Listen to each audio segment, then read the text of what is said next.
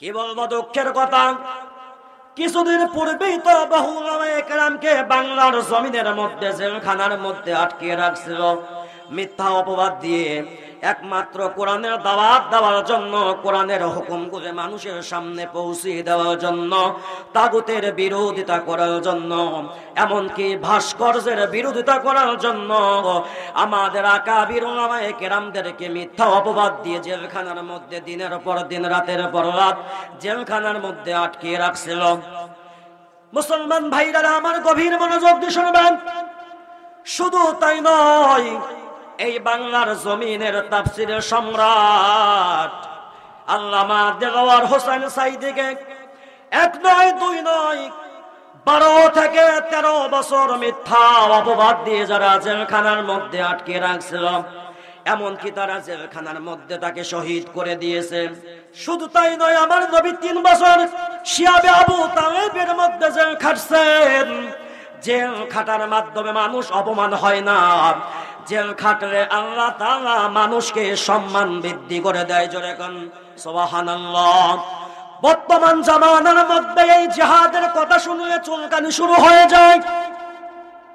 বাংলাদেশের মধ্যে কিছু শায়েখদের মধ্যে কিছু ভণ্ড শায়েখ, এই সমস্ত শায়েখরা জিহাদ সম্পর্কে বাজে মন্তব্য করে, জিহাদকে ফিতনা বলে। কিন্তু যারা জিহাদকে ফিতনা বলে, আমি বলতে চাই এরা মানবতার দুশমন, ইসলামের দুশমন। কথা বলেন ঠিক কিনা? নামাজের মধ্যে আপনি হাত কোথায় বাঁধবেন? নাভিতে বাঁধবেন কিনা বুকের উপর বাঁধবেন, এটা কোনো সমস্যা নাই। আপনি আমিন জোরে জোরে বলবেন কি আস্তে বলবেন, এটা কোনো সমস্যা নাই। কিন্তু শরীয়তের যে মৌলিক বিষয়গুলো আছে, এইগুলো নিয়ে কোনো ঝামেলা করা যাবে না। যদি শরীয়তের ফরজ বিষয় যদি ফালতু যদি ফতোয়া দেয়, এরা কখনো মুমিন হতে পারে না, শায়েখ হতে পারে না। এরা 1 নম্বরে কাযযাব, ইহুদিদের দালাল। কথা বলেন ঠিক কিনা? মুসলমান ভাইরা আমার গভীর মনোযোগ দিয়ে শুনবেন, এই জিহাদ করেছেন আল্লাহর নবী মুহাম্মদুর রাসূলুল্লাহ। নবী আমার বদরের যুদ্ধ করেছেন, নবী আমার উহুদের যুদ্ধ করেছেন, খন্দকের যুদ্ধ করেছেন। ইসলাম কিন্তু একেবারে এমনি এমনি আসে নাই। নবী আমার ইসলামের জন্য কত কষ্ট করেছে, সাহাবায়ে কেরাম কত কষ্ট করেছেন। জিহাদ করেছে নবীজি, সাহাবায়ে কেরাম জিহাদ করেছেন, তাবেঈনে কেরাম জিহাদ করেছেন, তাবেঈনে কেরাম। যারা জিহাদকে ফিতনা বলবে তারা কখনো মানুষ হতে পারে না। আল্লাহর নবী হাদিসের মধ্যে বলেন, যেই ব্যক্তি মারা গেল, মারা যাওয়ার পরে যেই ব্যক্তি মারা গেল কিন্তু তার অন্তরের মধ্যে জিহাদের কোনো অনুপ্রেরণা নাই, জিহাদের কোনো চিন্তা নাই, নবী বলেন সেই ব্যক্তি মুনাফিক হয়ে দুনিয়া থেকে বিদায় নিয়ে গেল।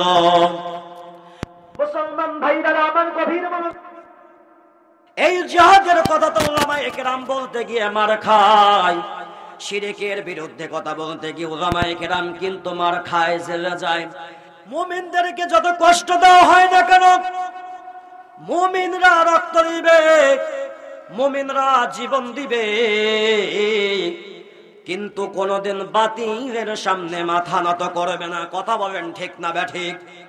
মুসলমান ভাইরা আমার গভীর মনোযোগ দিয়ে শুনবেন, আল্লাহর নবী মুহাম্মদুর রাসূলুল্লাহ সাল্লাল্লাহু আলাইহি ওয়াসাল্লামকে এই দুনিয়ার জমিনে রহমত স্বরূপ করে পাঠানো হয়েছে। আমার আল্লাহ ডাকতে বলেন, ওয়া মা আরসালনাকা ইল্লা রাহমাতাল লিল আলামিন। আমার আল্লাহ ডাকতে বলেন, এই দুনিয়ার জমিনে আমার নবীকে রহমত স্বরূপ করে পাঠিয়েছি। জোরে কোন সুবহানাল্লাহ। এই দুনিয়ার জমিনে নবীকে রহমত স্বরূপ করে পাঠিয়েছি। এই দুনিয়ার জমিনে আমার নবী আসার পরে দেখতে পাইল নবীর বাবা নাই। একদিন নবী আমার বিকালে ছেলেদের সঙ্গে খেলাধুলা দেখতেছেন। এমন সময় খেলা দেখতে দেখতে যখন সন্ধ্যা হয়ে গেল, দেখতে পাইল মক্কার ছেলেদেরকে তার বাবারা এসে বাড়িতে নিয়ে যাচ্ছে। নবী আমার দেখতে পাইল আমার বাবা নাই। আমার বাবা যদি থাকতো, আমার বাবা আমাকে কোলে নিয়ে বাড়িতে নিয়ে যাইতো। এই বেদনায়, এই কষ্টের যন্ত্রণায় নবী আমার মক্কা নগরীতে কান্নাকাটি করে। এমন সময় মা আমেনা মক্কা নগরের মানুষদেরকে দেখতে পাইল।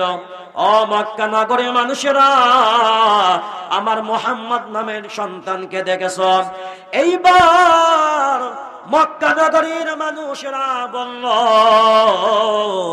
মুহাম্মদ নামের কোন ছেলেকে আমরা চিনি না, কিন্তু একটি ছেলে পাহাড়ের পাশে দাঁড়িয়ে দাঁড়িয়ে কান্নাকাটি করেছে। এইবার মা আমেনা আমার নবীর কাছে আসার পরে ডাক দে বলল, বাবা তুমি কেন কান্নাকাটি করো, কেন কান্নাকাটি করো? এইবার নবী আমার ডাক দে বলে, মা। এবার নবী আমার ডাক দে বলে, মা বিকাল থেকে খেলা দেখতেছিলাম, যখন সন্ধ্যা হয়ে গেল, সন্ধ্যা হওয়ার সঙ্গে সঙ্গে অনেক ছেলেদের বাবা এসে বাড়িতে নিয়ে যায়, কিন্তু আমার বাবা নাই। আমার বাবা যদি থাকতো আমাকেও আজকে বাড়িতে নিয়ে যাইতো। মুসলমান ভাইরা আমার গভীর মনোযোগ দিয়ে শুনবেন। এইবার নবীর মা তার দাদা আব্দুল মুত্তালিবকে ডাক দিয়ে বলল, বাবা আপনার নাতি ছেলে তার বাবার কবর দেখতে চায়। এইবার উম্মে আইমানকে সহকারে মা আমিনা এবং নবী মুহাম্মদুর রাসূলুল্লাহ সাল্লাল্লাহু আলাইহি ওয়াসাল্লামকে মক্কা নগরীর দিকে, মক্কা থেকে মদিনার দিকে যখন পাঠায়া দিল, মদিনায় যাবার পরে নবীজির বাবার কবর দেখে নবী আমার হাউমাউ করে কান্নাকাটি করল। কারণ নবী আমার এতিম, আমার নবীর মা নাই, আমার নবীর বাবাও নাই। আমার নবী বাবার কবর দেখে কান্নাকাটি শুরু করলো। আমার আল্লাহর এক দেওয়া জিবরাইল, আমার বন্ধুর কান্না আমি সহ্য করতে পারি না। আমার বন্ধুর কান্না আসমান সহ্য করতে পারে না, জমিন সহ্য করতে পারে না। এইবার নবীজির বাবার কবর দেখে যখন মদিনার আবওয়া নামক প্রান্তরে যখন আসলো, আসার পরে সেখানে নবীজির মা ইন্তেকাল করলেন। ইন্তেকাল করার পরে নবী আমার উম্মে আইমানকে সহকারে মদিনা থেকে মক্কায় চলে আসলো। আসার পরে ডাক দিয়ে বলল, দাদা গো, দুনিয়াতে আসার পূর্বে বাবা হারাইছি, দুনিয়াতে আসার পূর্বে বাবা হারাইছি, দুনিয়াতে আসার পরে মা হারাইছি, আজকে আমার মাও নাই, আমার বাবাও নাই। মুসলমান ভাইরা আমার গভীর মনোযোগ দিয়ে শুনবেন। তবে আমার যখন 40 বছর বয়সে যখন উপনীত হলেন, ঘটনা আমি সংক্ষেপ করে দিচ্ছি। এবার নবীজি যখন 40 বছর বয়সে যখন উপনীত হলেন, আল্লাহর নবীজির প্রতি যখন কোরআনুল কারীমের আয়াত নাযিল হয়ে গেল, নবুয়তি প্রাপ্ত হয়ে গেল, নবী আমার মক্কা নগরীতে যখন দ্বীনের দাওয়াত দিচ্ছিলেন, দ্বীনের দাওয়াত দিতে গিয়ে নবী আমার কাফের বেঈমানদের টার্গেট হলেন। কাফের বেঈমানরা সিদ্ধান্ত করল, মুহাম্মদকে রাখা যাবে না, মুহাম্মদকে হয়তো দেশ থেকে বিদায় করে দিতে হবে, নয়তো তাকে জেলখানার মধ্যে আটকে রাখা হবে, নয়তো মুহাম্মদকে হত্যা করতে হবে। মুসলমান ভাইরা আমার গভীর মনোযোগ দিয়ে শুনবেন।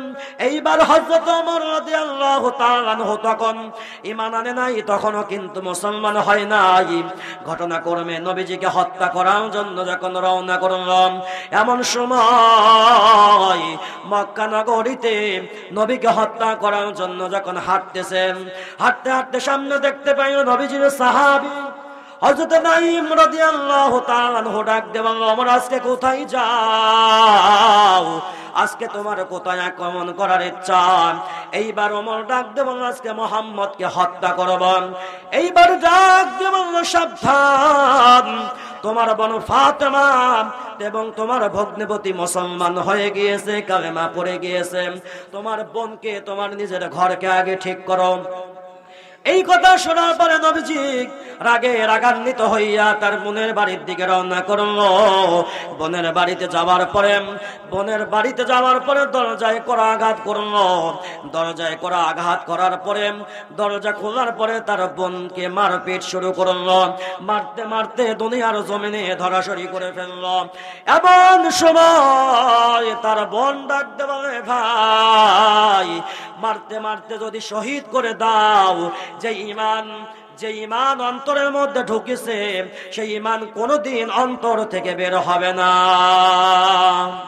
এইবার যখন হযরত ওমর ফারুক রাদিয়াল্লাহু তাআলা আনহু ডাকতে বলল, বোন রে তুমি একটু পূর্বে কি তেলাওয়াত করতেছিলেন? তার বোন ডাকতে বলল, ভাই আমি কোরআনুল কারীমের সূরা তাহা তেলাওয়াত করতেছিলাম। এমন সময় তার বোন ওমর রাদিয়াল্লাহু তাআলা আনহুর সামনে যখন কোরআনুল কারীমের সূরা তাহা তেলাওয়াত করবেন, তেলাওয়াত শোনার সঙ্গে সঙ্গে তার মনটা নরম হয়ে গেল। মনে হচ্ছে ইসলাম গ্রহণ করবে, এমন সাফ তার চেহারার মধ্যে দেখা যায়। এইবার তিনি ডাক দিয়ে বললেন, বোন রে আমি দেরি করব না, কালেমা পড়ে মুসলমান হয়ে যাব। এইবার তার বোন ডাক দিয়ে বলল, ভাই আপনি তো নাপাক অবস্থায় আছেন, কারণ প্রত্যেক মুশরিকরা হলো নাপাক। এইবার ওমর রাদিয়াল্লাহু তাআলা আনহু ওযু করলেন, গোসল করলেন, পবিত্রতা অর্জন করে আমার নবীজির সামনে উপস্থিত হয়ে গেলেন। নবীজির সামনে উপস্থিত হওয়ার পরে ডাক দিয়ে বলল, ইয়া রাসূলুল্লাহ, ইয়া হাবিবাল্লাহ, আমি আপনাকে কিন্তু হত্যা করতে চেয়েছিলাম, কিন্তু আমি আপনাকে আর হত্যা করব না। আপনার কদম মোবারকে তরবারি রেখে কালেমা পড়ে মুসলমান হয়ে গেলাম। জোরে কোন সুবহানাল্লাহ। মুসলমান হওয়ার পরে মক্কা নগরীকে ডাক দিয়ে বলল, আজকে থেকে ইসলামের সমস্ত বিধান, ইসলামের সমস্ত হুকুমগুলোকে প্রকাশ্যভাবে হবে।